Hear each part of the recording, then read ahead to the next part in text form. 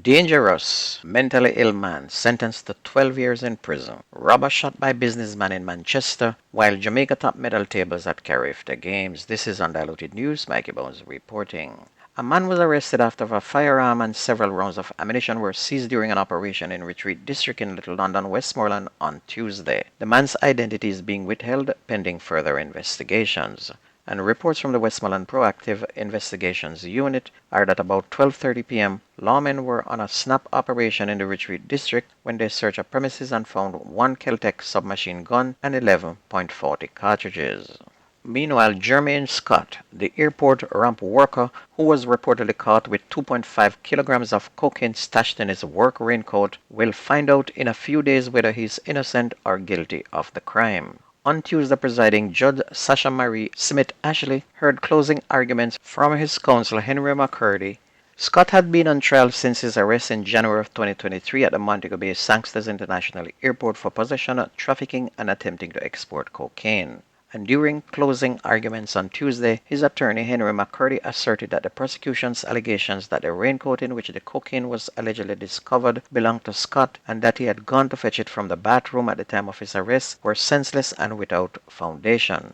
According to him, the Crown had failed to prove that Mr. Scott was in possession of that raincoat and failed miserably. Judge Smith Ashley then postponed her judgment in the trial until April 12 and extended Smith's bail to that date because she was not in a position to review the evidence during Tuesday's court proceedings. A High Court judge has sentenced a mentally ill man who killed one person and injured two others on a day of mayhem and violence in the capital to 12 years and 8 months in prison.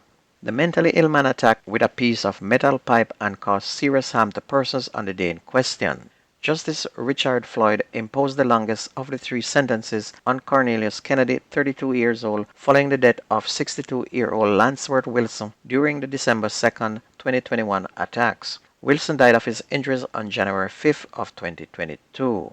Kennedy will spend 10 years and 4 months in jail for the killing after the court took into consideration the time spent on remand. He had been charged with manslaughter with diminished responsibilities. Justice Floyd also imposed a sentence of 5 years and 4 months on Kennedy in connection with injuries sustained by 42-year-old vendor Cedric Cadogan. The victim in this case was seriously injured and his facial bones were fractured and he suffered with residual long-lasting injuries including visual impairment. He also lost his livelihood, the judge said. Kennedy was also sentenced to 8 months imprisonment for assaulting Junior Baptiste. The judge also ordered that following his release from custody, Kennedy is to be monitored, assessed and treated for ongoing psychiatric and mental health issues by the Mental Health Center for at least 2 years, and reports are to be provided to the High Court every 6 months. Kennedy had faced a maximum sentence of life imprisonment on the manslaughter charge, a maximum of 14 years for wounding, and 5 for occasioning actual bodily harm. A man was shot and injured by a businessman who is a licensed firearm holder in Spalding, Manchester on Tuesday morning. The man was reportedly shot after the 68-year-old businessman heard sounds of a prowler on his premises, police reported.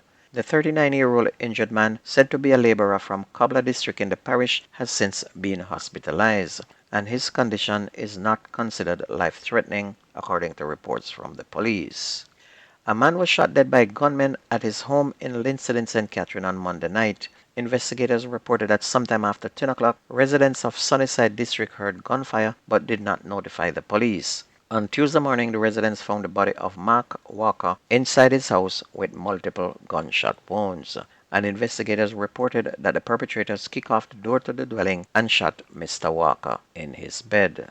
Investigators are now trying to identify the burnt remains of a man found in bushes in an area known as Recess Hill at Palm District in Treadways, Linstead, St. Catherine. The burnt body was discovered on Tuesday afternoon, and it's reported that there was a massive fire in the area on Monday, and the cops said that the area where the body was found is not accessible by vehicle.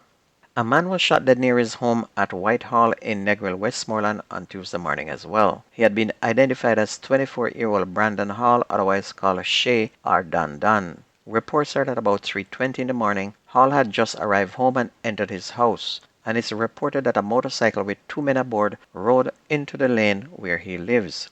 Hall came out of the house and walked down into the lane towards the motorcycle. He talked to the men on the motorcycle for about 10 minutes, and then 2 loud explosions were heard. Shortly after, Hall was found lying along the roadway in a pool of blood. The police were summoned and found Hall lying along the roadway with what appeared to be gunshot wounds to his head and right shoulder, and the body was transported to the Savlamar Public General Hospital, where he was pronounced dead, and no motive has been established for that killing, the police said.